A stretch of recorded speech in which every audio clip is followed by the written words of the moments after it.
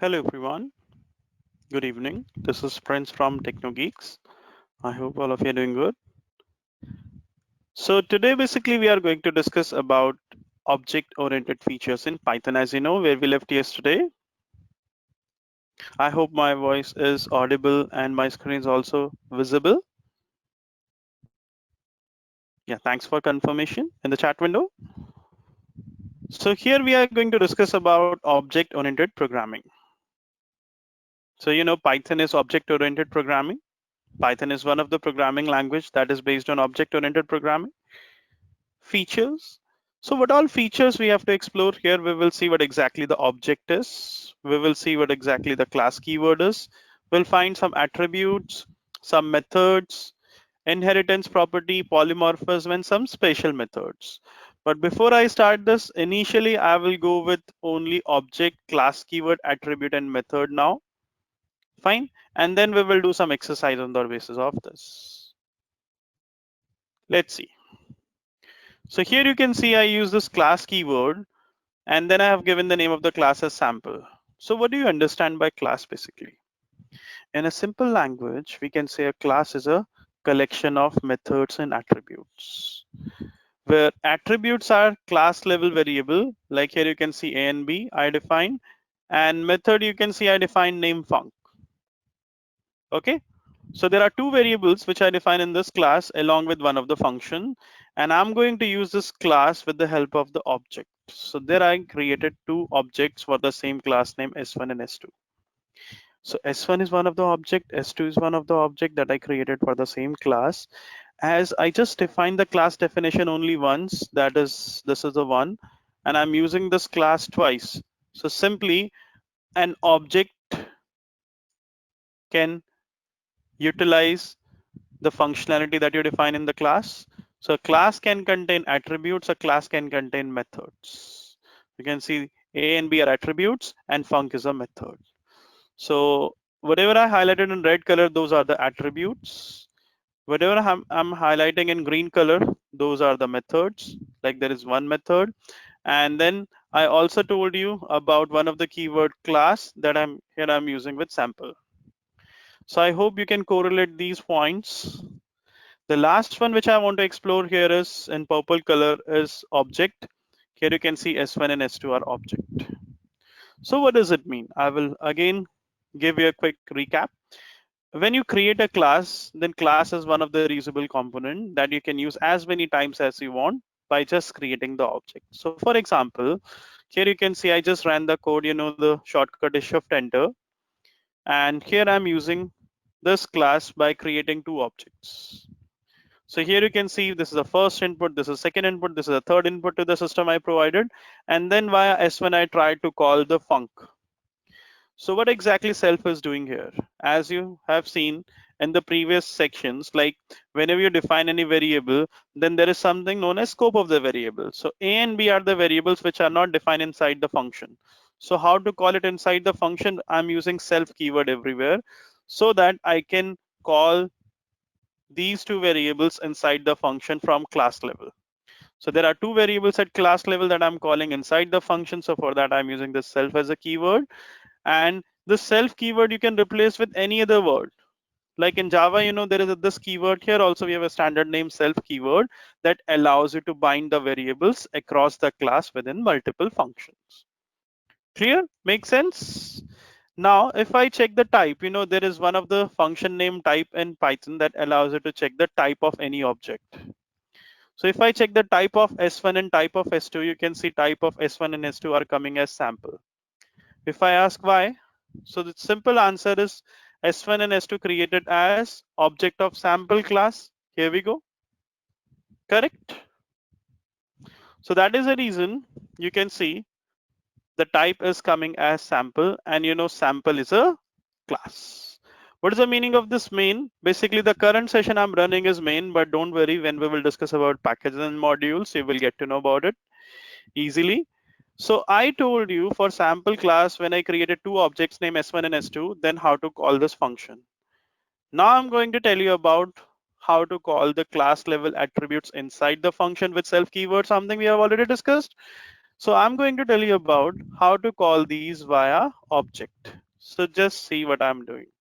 S1 contains A, S2 contains A, and both are printing AS10 because at class level I defined AS10 and S1 and S2 are object of a class. So an object can call the property of the class that is in front of you.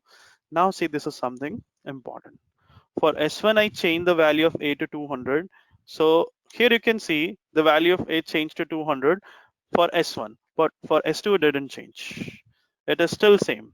So you can see the same name variable A giving me 200 for S1 and same name variable is giving me 10 for S2. Why? The reason is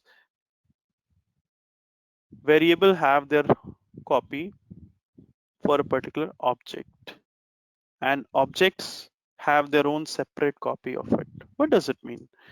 It means whenever you create object for a class, then that object inherits all its properties.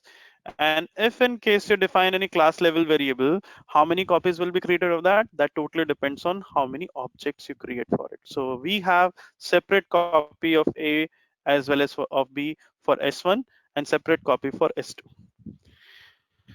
Just imagine we defined a class name student and then we have employee ID and employee name. Sorry, I created a class name student and I have two variables name, student ID and student name. So when you create any object, each object is a student. So do you think it's a good practice like two student names and ID should same? Or if I change for someone, it should reflect for someone else? No. So that is the reason an object can inherit all the properties of the class. Functions are reusable component, but attributes have their own copy. And whenever you create any object for a class, then it get instantiated. In the next session, we are going to discuss about init method also. Then I will tell you more about constructor, memory allocate, and how these variables are bind with the object. So here you can see like one of the example I gave you. If I define a class named student with student ID and student name, so whenever I create a new object for the student, it is going to utilize that. How? Let's see now. I said class student with two inputs, let's say student ID by default value is 0 and student name by default value is blank. Okay, just two attributes. Then I said S1 equals to student. So S1 is basically now object of student 1. If I say S1 dot SID equals to 1 and S1 dot S name equals to, let's say, Amit. Okay, so here you can see for S1 object ID is 1 and name is Amit. I said I'm going to create one more object for this class named student and I'm going to define his student ID as, let's say, 2 and his student name as Ellen. So here you can see SID and S name I defined just once, but I'm using it twice.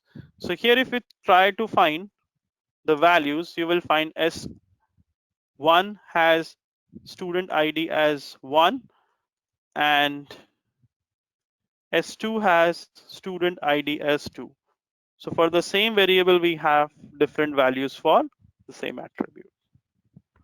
The reason is we have separate copy of SID and S name for first object name S1 and separate copy of SID and S name, that is student ID and student name, for S2. So whenever you create any object for a class, means what all you define in the class, all those attributes will be instantiated for that particular object. So that is the reason it is known as object oriented programming. Now I can give you one more example here. Let's say I defined a class named employee. Okay, what I want is whenever any employee joins the organization, I want to give him employee ID. Let's say by default it is 0 and I want to give the name. Let's say by default it is blank. So similar to previous example, I can say EMP1, that is first employee, is the object created and I'm free to use these two attributes here. So I said EMP1 dot, you can see EID came, I'm giving the value, let's say 1, and emp1 dot, I'm getting ename also. I give the name as, let's say, Sumit. So now emp1 dot eid is 1. This is to call and display, and here you can see the name. So whenever a new employee joins, I'm ready to define his ID and name again. But these are the variables which I define just once. Now, with their other details like salary and other calculation, I can keep on adding new attributes and some functionality here. And I don't need to write the code whenever a new employee joins again. I simply need to create the object. So object-oriented programming helps you to reduce the efforts, that you don't need to code everything all the time. You just need to define it once and you can call and use it as many times as you want. So I hope you got the brief understanding about the gist about object oriented features. Now we are going to discuss about few more exercises in this session, and you will find, like, I gave you 3 examples, the one that was already typed and 2 more examples related to student and employee type in front of you. And I hope this gave you the clear idea about what exactly the object oriented is. But there are many more details we are going to discuss in the sessions related to object oriented features, like what exactly inheritance, polymorphism, and what all spatial methods are there, like init, like del, like str, defined in the Python. Then we are also going to discuss about some use case and case studies of banking domain, healthcare domain, financial domain, and automotive domain, where you will find like how object oriented features can help people a lot to reduce the efforts to do the lot of coding and minimize it as much as possible. Okay, so now we will start with the next session. So this is our contact detail. You can get back to us for, or you can also add some comments in this video if in case you want to get any reply. So I hope you enjoyed today's session and you got to know about how this dynamic typing works. Feel free to contact us if in case you need any further technical or training help. Thanks.